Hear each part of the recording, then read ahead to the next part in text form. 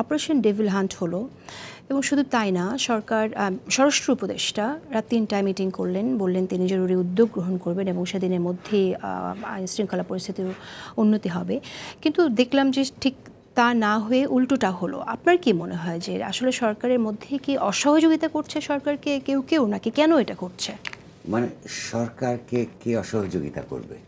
এই দেশে তো সরকারকে সবাই ভয় পায়, সরকারকে ব্যবহার করে একটা ক্লাস কিন্তু সরকারের তো অনেকের উপর নির্ভর করেই কাজগুলো করতে হয়। আচ্ছা, সরকার ধরুন আইন শৃঙ্খলা পরিস্থিতির অবস্থা এখনো খুব খারাপ, ধরুন তারা সেই সরকার ক্ষমতায় এসে প্রথমে ব্যাচ বাই ব্যাচ ধরে ধরে সাসপেন্ড করেছে আপনার স্বৈরাচারের দোসর বলে, ফ্যাসিস্টদের দোসর বলে, ব্যাচ বাই ব্যাচ পুলিশের মধ্যে নানান প্রশাসনের ক্যাডারদের মধ্যে করেছে। আবার একই সঙ্গে ওই সরকার যাদেরকে ওয়েসডি করেছিল বা নানানভাবে শাস্তি দিয়েছিল তাদের একটা বিশালভাবে প্রায় গড়পড়তা তাদেরকে ফিরিয়ে এনেছে। সরকারকে বিবেচনা করতে হতো যেগুলো কেস বাই কেস দেখা উচিত ছিল। কেন? একটা সরকার যত খারাপই হোক, তার আমলে যত শাস্তি হয় অফিসারদের, সবাই নির্দোষ মনে করবার কোনো কারণ নাই। তাহলে ওইখানে কিছু কিছু লোক নিশ্চয়ই দোষের কারণেও হলো তারা ওয়েসডি হয়েছে বা ক্ষমতাচ্যুত হয়েছে। এইগুলো গড়পড়তাভাবে যেমন ওয়েসডি করাও ঠিক না, তেমনি গড়পড়তাভাবে তাদেরকে পুনর্বাসন করাও ঠিক না। ধরুন পুলিশ কর্মকর্তাদের একটা বিরাট অংশ যে সরকারের সহযোগী ছিল, বিরাট অংশ যে রাতের ভোট করার ক্ষেত্রে কিংবা একতরফা ভোট করবার ক্ষেত্রে সহযোগিতা করেছিল, এ ব্যাপারে কোনো সন্দেহ নাই।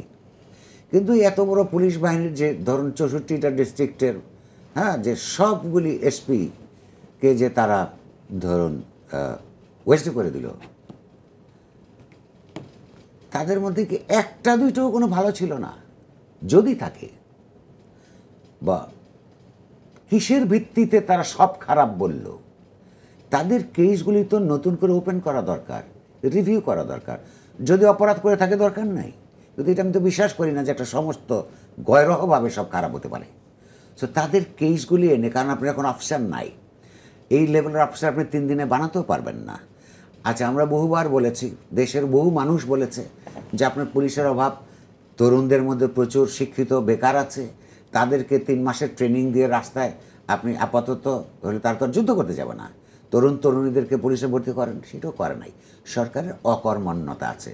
সবচেয়ে সোজা কাজ বাদ দিয়ে দেওয়া, সবচেয়ে সোজা কাজ গড়ে পুনর্বাসিত করা। এই কষ্টের কাজটা করবার রাজনৈতিক কমিটমেন্ট তার এই সরকারের মধ্যে অনুপস্থিত আছে। কিন্তু এই সরকার তো গণঅভ্যুত্থানের সরকার, এই সরকার তো মানুষের নিরাপত্তা দেবে, সব জায়গায় বৈষম্য দূর করবে। না, গণঅভ্যুত্থানের মধ্য দিয়ে প্রতিষ্ঠিত সরকার, এই সরকারের একটা বিরাট অংশ গণঅভ্যুত্থানের প্রক্রিয়ায়, এবং এই গণঅভ্যুত্থান 3 সপ্তাহের ঘটনা নয়, 15 বছর ধরে এই সরকারের বিরুদ্ধে যে আন্দোলন সংগ্রাম হয়েছে, সেই আন্দোলন সংগ্রামের সঙ্গে প্রত্যক্ষ কিংবা অপ্রত্যক্ষভাবে সরাসরি নিরন্তর সম্পৃক্ত ছিল এই যে গণঅভ্যুত্থানের উপর দাঁড়িয়ে যে সরকার প্রতিষ্ঠিত হয়েছে, তাদের সংখ্যা শতকরা 10 ভাগও না।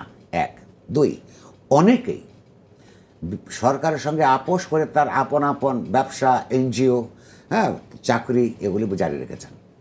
ফলে এই গণঅভ্যুত্থানের মধ্য দিয়ে এটার যে আত্মত্যাগ, এই যে এত হত্যাকাণ্ড, এতগুলো মানুষের খুন জখমের শিকার হওয়া, সারা জীবনের জন্যে পঙ্গুত্ব বরণ করা, তারও আগে এই 3 সপ্তাহের আগেও কত মানুষের জেলে যাওয়া, কত মানুষের নিরন্ন থাকা, কত মানুষের আওয়ামী লীগ এবং পুলিশের নিপীড়নের মধ্যে এক জায়গা থেকে আরেক জায়গায় ঘুরে বেরিয়ে বছরের পর বছর চালানো, এইটার যে নির্মমতা, সেইটা উপলব্ধি করার যোগ্যতা এই সরকারের অধিকাংশ অ্যাডভাইজারের নাই। ফলে গণঅভ্যুত্থানের সরকার আর গণঅভ্যুত্থানের মধ্য দিয়ে প্রতিষ্ঠিত সরকার, দুই কথা। অবশ্যই অবশ্যই, নিশ্চয়ই। ফলে আমি বলবো তারা এগুলি একটু উপলব্ধি করবার একটু সময় বের করা দরকার তাদের। অথবা ইউনূস সাহেব সারা বিশ্বে তাকে সম্মান করে, উনি নিজের প্রতি যদি সুবিচার করতে চান, মান সম্মান নিয়ে যদি যে দায়িত্ব গ্রহণ করেছেন, সেটা যদি তিনি আসলে জারি রাখতে চান, অক্ষুণ্ণ রাখতে চান, তাহলে তার উচিত হবে কিছু কিছু অ্যাডভাইজারকে তারপর পারফরমেন্সের ভিত্তিতে, কমিটমেন্টের লেভেলের ভিত্তিতে বাদ দিয়ে দেওয়া। বাদ দেওয়ার মধ্যে প্রমাণিত হবে যে উনি ভুলভাবে কিছু লোককে নিয়েছিলেন। ভুল স্বীকার করার মধ্যে কোনো অপরাধ নেই। আজকে আওয়ামী লীগের মধ্যে ব্যাপারে, এমনকি আওয়ামী লীগের ব্যাপারে যারা সহানুভূতি, তারাও কী বলে, তাকে সাহায্যও করতে পারে না আওয়ামী লীগকে, তার পক্ষে দুইটা কথাও বলতে পারে না। কেন? আওয়ামী লীগ যে অন্যায় করেছে, সেই অন্যায়কে এখনো পর্যন্ত স্বীকার করে না, ভুল হিসাবেও স্বীকার করে না। ভুল এবং অন্যায় এক না, তার অন্যায় করেছে অনেক, ক্রাইম, কিন্তু সেটা স্বীকার করে না বলে তার পক্ষে সহানুভূতি দেখানোর ব্যবস্থা নাই।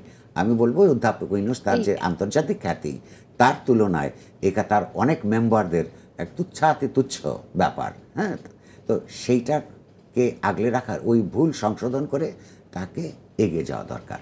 আমি যদি দেশ এবং তার নিজের উভয়ের ক্ষতি হবে। আমি যদি আপনার কাছে জানতে চাই যে সরকারকে 10-এ আপনি কত দেবেন মার্ক? এইটা মার্কিং করা, এটা জাজমেন্টাল, এটা এইভাবে আমি এটা মন্তব্য করব না।